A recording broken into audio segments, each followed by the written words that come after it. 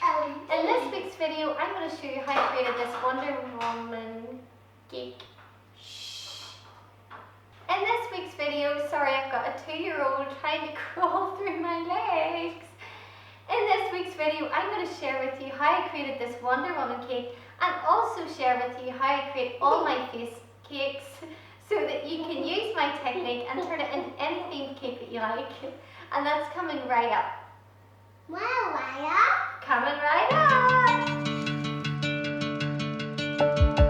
Hi guys, good to see you. Thanks for coming back and watching another one of my videos. And if you're new here, hi, I'm Amanda, and on this channel I make weekly videos on sharing with you how I create my cakes and toppers. So if you're into that kind of thing, think about subscribing so you don't miss any of my future videos. And let's get into the tutorial. Hello guys! So I found this picture online and this is where the inspiration for this cake came from.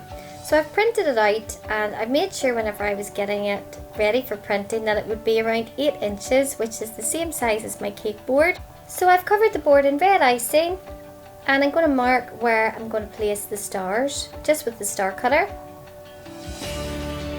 And now I'm creating some shading on the cake board. This is a great technique just for making your cake board come to life. It makes everything stand out and it stops it looking so flat. And I'm putting some of this edible dust in, especially on where the stars are, and it's going to look like a shadow coming in from behind the stars. And in the description I'll put the exact shades of these edible dusts and different things that I'm using to create this cake. So now I'm cutting out some yellow stars and using some water I'm just going to stick those in and around the cake board.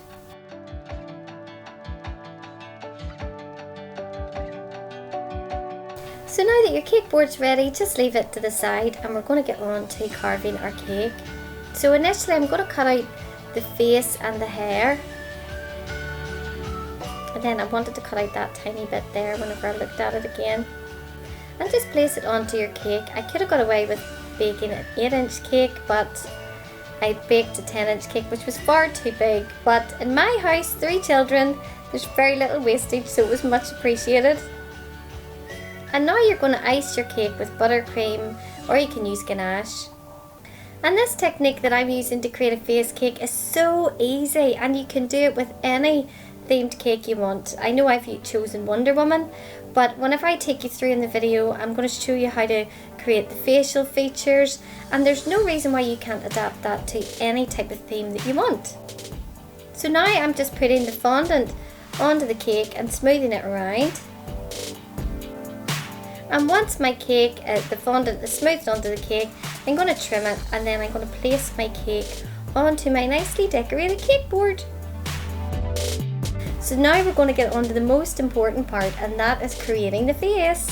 So trim around the face and the neck, and then I've rolled out some flesh coloured fondant and you're just going to trim that to size. And once you have that part carved out, take your image that you have and place it onto your cake, position it exactly where you want it to go, and then on the outer edge use your knife or something sharp just to create an outline so that you know exactly where you want to stick on the flesh part that you've just cut out. Told you, simple or what? In Ireland we would say it's wee buns, and this cake, it looks amazing and so complicated, but whenever you look at how it's made, it's so simple and anybody can do it. So now we're just going to cut out the eyes. Don't cut out around the eyelashes, just the outer edge of the eyes. And then set your image on top of your cake and mark the eye where the eye sockets are going to go, and also create an indentation so that the eyes are going to sit deeply down. And now I'm not actually cutting out the nose here, I'm just trimming so that I can use my little tool to mark where her nose is. And it looks so weird at the minute. So now we're going to take some white fondant and carve out the eyes, just using your part that you'd cut out as a stencil. Place the white inside. I mean, seriously, how weird looking is this cake right now? This type of thing, it looks awful until it's finished. So some blue circles for pupils, and then use some edible black paint for around the outside just to create an outline, around the pupil just to make the eyes stand out. And we're putting some black inside as well as some catch lights. And now we're going to cut out the lips. And you can see how, you know, it is going to look really well when it's finished, but each stage it just gets weirder and weirder, and then you look at it and you go, oh, I see, it's coming together. So as you can see there, I've just used the same technique where I've marked where the mouth's going to go, and now this is the white part for the inside of the mouth. And now I'm going to cut the lips out separately.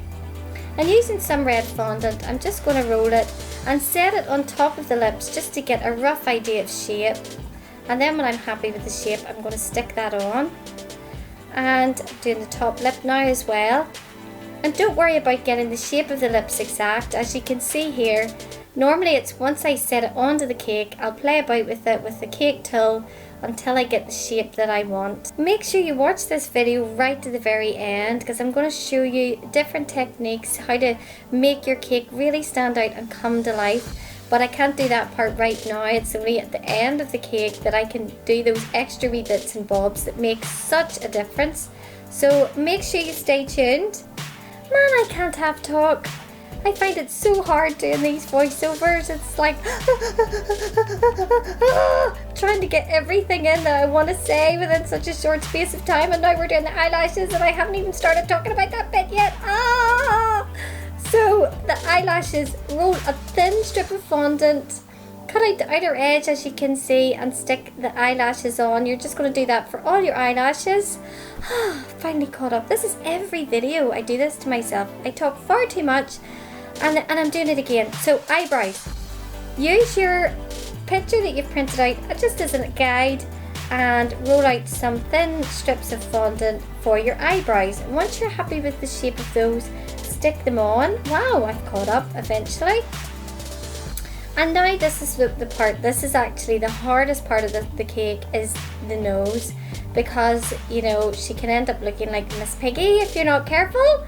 So just make sure that you try your best to get the pieces nice and thin and as close to the image. You can see I'm just using the image to shape these pieces of fondant exactly, and then it wouldn't hurt to let them dry a little bit, and that way they'll have formed their shape before you stick them on.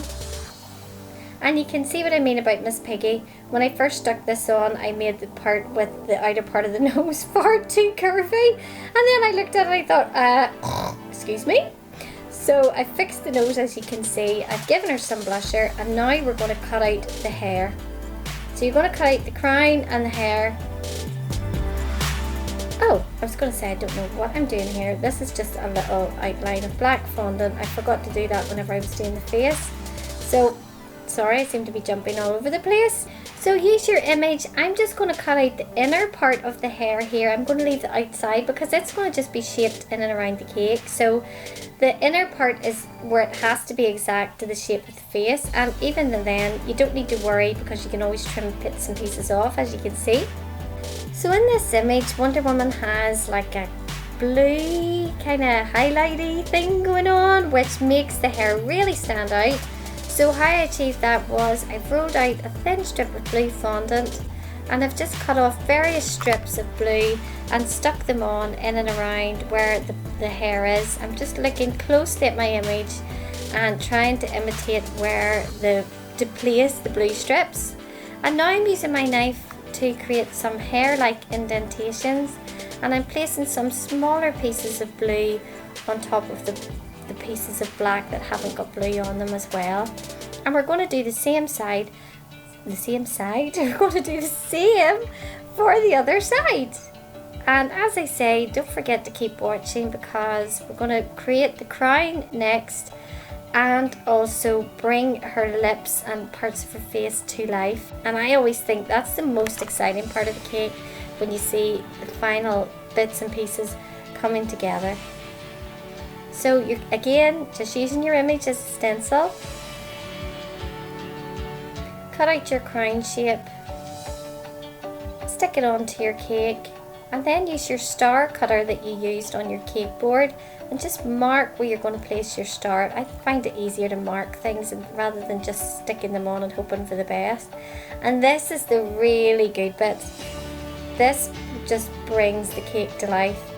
As you can see, I've got a little palette here. I've got black luster dust, I've got grey, and I've got white. And I started off with the white in the middle, and then I've put some grey over the white, and now I'm using the black.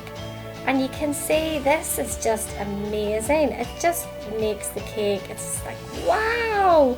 So that's like my super tip, is shading and more shading. If there's an area you can shade, go for it, because it'll really help make your cake stand out. I've painted on some black lines onto your crown and given it a trim of black fondant, and boom, there she is.